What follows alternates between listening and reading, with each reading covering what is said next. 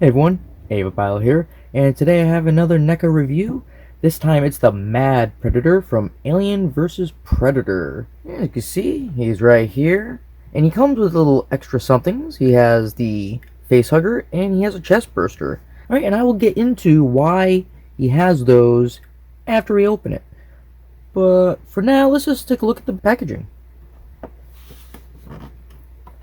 There he is. Oh, that's a good looking photo of him. And on this side, just has a picture of him down at the bottom with a nondescript predator there. Then we have the back. And as you can see, there's text at the bottom and there's pictures of all the other figures in the line. And now, why don't we take a closer look at what the text says. Terror grips the city of Sandrad as it is overwhelmed by a mysterious outbreak of aliens. The cybernetically enhanced Major Dutch Schaefer and Lieutenant Lynn Kurosawa of the USCMC are surrounded by a swarm of xenomorph drones when a pair of unlikely allies, predators, appear and offer a temporary alliance. Now it's a battle to end them all as human and predator join forces against unending waves of deadly xenomorphs. And if you take a look, I can name some of the other figures that are here. Obviously, that's the Mad Predator. We have, let's see, down here we have Major Dutch Schaefer, and that's Lieutenant Lynn Kurosawa. We have the Chrysalis alien, we have the Razor Claws alien, and that one is the Arachnoid alien.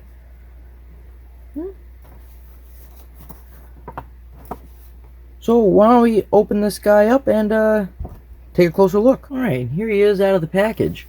So, about him, and why he comes with, face hugger and a chest burster, is he's from the game Alien vs. Predator, which came out in 1994. It was an arcade game. Now, like the packaging said, humans and predators work together to defeat the xenomorphs, but not him. He is actually a mid-game boss. So he's not on your side, you have to fight the guy. And after you fight him, a chest burster pops out of him. So that's why he comes with these, because I guess before the game takes place, he got infected from one of these guys. So that's just a little backstory to it. And he also came with the shoulder cannon. I know that's not what they're called, but that's what I'm going to call them. And to put this on, as you can see, it has a little lip right here, a little bump, and one right there. So that lets you know, if you look on the back, there's that. And the other one is right here. I don't know if you can see it. Yeah, you can see it. There he is with it on.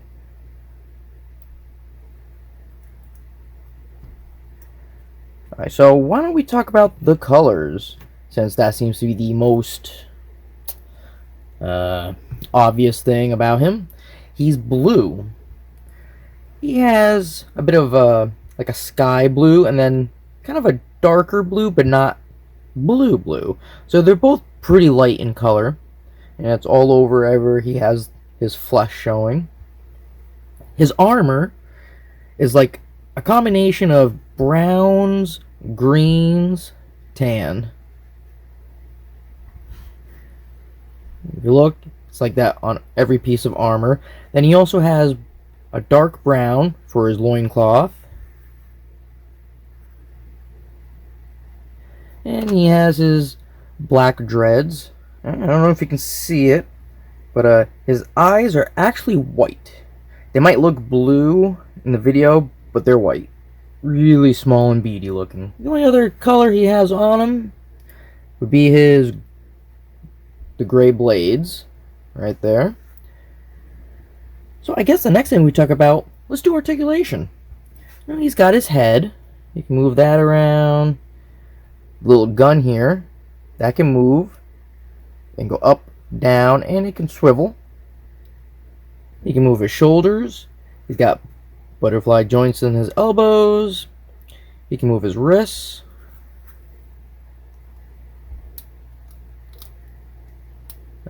Another thing that moves would be the blade. See, you can extend and retract. He can move around his upper torso. He can move his waist. He can move his legs up here. Again, butterfly joints in the knees. He also can move his feet. Bam. And that's everywhere he can move. Now, one thing I wish they would do for the Predators is I wish they would make it so their mouths could move. I mean, if you're going to have them without the mask on, I think you should be able to make these get wider. You know, make it look like he's screaming more. Or close them. But, whatever. So why don't we talk about details? Because this guy has quite a bit. I mean, obviously he has the extra piece for the shoulder cannon here. And if you look on the back of the shoulder cannon, it has this little tiny like cord going through it. That's pretty cool. And he has a bunch of those on. He has one here going from his upper arm down to his little thing here, which also moves. There we go. Now there's no detail inside this one. I know I looked at one that did. It actually was all colored. But, oh well. Like I said, not a big deal. It still looks great either way. And he has another one of those cords right here, going from his chest piece over his heart to his shoulder. He has a necklace with some bones on it underneath. Can you see that? And that's loose. And of course, he's got the dreads. These are all loose too. I mean, you can move them around and everything. Now, it looks like something should go on the back, but he didn't come with anything extra. You can see there's a little space right there. Kind of like the spaces where the pegs for the shoulder cannon would go into. But I can't find anything that would actually go into that. If anyone knows, maybe something else is supposed to go there, or maybe a different Predator had something and they just used the same mold, if you can let me know down below, that would be great. He's got these ridged shoulder armor. And he has a really tiny one here. Only 2 ridges. Yeah, I don't think the Predators are all that great at hunting, if you ask me, if they can't have armor that should protect them. I mean, you have some, like, most of his arm here is protected, but here, you know, the Xenomorph can just take a big old chunk out. Alright, back to the details, though. So, then you have, you know, obviously, the retractable arm blade. He's got the loincloth, and these are kind of loose, you know. You can move them around and everything. The little tassels on the loincloth. The back, you can kind of flip that around, and it has a little bag there. The bag is a part of the thing. It's all one piece.